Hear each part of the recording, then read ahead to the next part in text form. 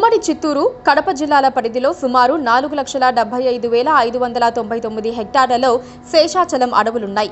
ఇక్కడ సహజ సిద్ధంగా పెరుగుతోన్న ఎర్రచందనం ప్రపంచంలోనే అరుదైనదిగా గుర్తింపు పొందింది. విదేశాల్లో ఈ దుంగలకు ఉన్న డిమాండ్ నేపథ్యంలో ఏటా వేల చెట్లు మోడుగా మారుతున్నాయి. పట్టుకుంటున్నది పిసరంతైతే తరలిపోతున్న దుంగలకు లెక్కలేదు. గత ప్రభుత్వ పాలనలో అటవీ శాఖ మంత్రిగా ఉమ్మడి చిత్తూరుకు చెందిన పెద్దిరెడ్డి రామచంద్రారెడ్డి రక్షించాల్సింది పోయి భక్షించిన ఆస్తి లక్షల కోట్లకు చేరుకుంది.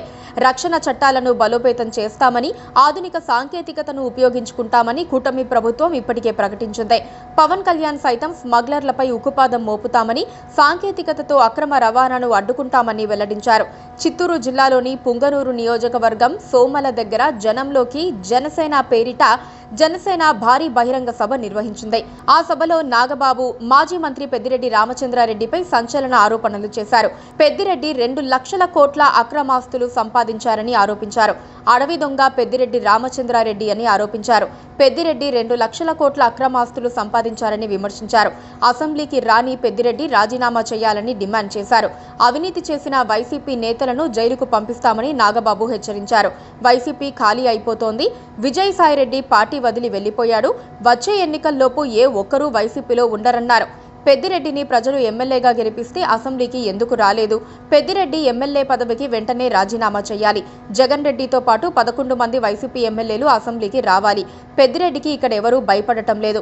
పెద్దిరెడ్డి అన్యాయాలు, అక్రమాలు అన్నీ ఇన్ని కావు. భూ కబ్జాలు చేసి మదనపల్లె సబ్ కలెక్టరేట్లో ఫైళ్లను దగ్ధం చేయించారు. తిరుపతిలో చెరువులను ఆక్రమించారు. పాలను తక్కువ ధరకే విక్రయించాలని పాడి రైతులను బెదిరించారు. అటవీ శాఖ భూములను ఆక్రమించి ప్రభుత్వ నిధులతో రోడ్లు వేయించారు. వైసీపీలో అక్రమాలకు పాల్పడిన ఏ ఒక్కరిని వదలం. చట్టం తన పని తాను చేసుకుంటూ పోతుంది. ప్రజా సంక్షేమంపైనే దృష్టి పెట్టాం. కాస్త సమయం ఇచ్చి వైసీపీ మాజీ మంత్రుల భరతం పడతాం. అధికారంలోకి వచ్చి 7 నెలలు కాకముందే ఏమీ చేయలేదంటూ వైసీపీ నేతలు విమర్శలు చేయటం హాస్యాస్పదం. సంక్షేమ, అభివృద్ధి కార్యక్రమాలను నిరంతరాయంగా కొనసాగిస్తున్నాం. పెన్షన్లను ఎలాంటి ఆటంకం లేకుండా ఇస్తున్నాం. ఎన్డీఏ ప్రభుత్వంలో పరిశ్రమల ఏర్పాటుకు పారిశ్రామికవేత్తలు ముందుకు వస్తున్నారు. ఆంధ్ర రాష్ట్ర అభివృద్ధికి కేంద్రం నుంచి నిధులు తీసుకొచ్చాం.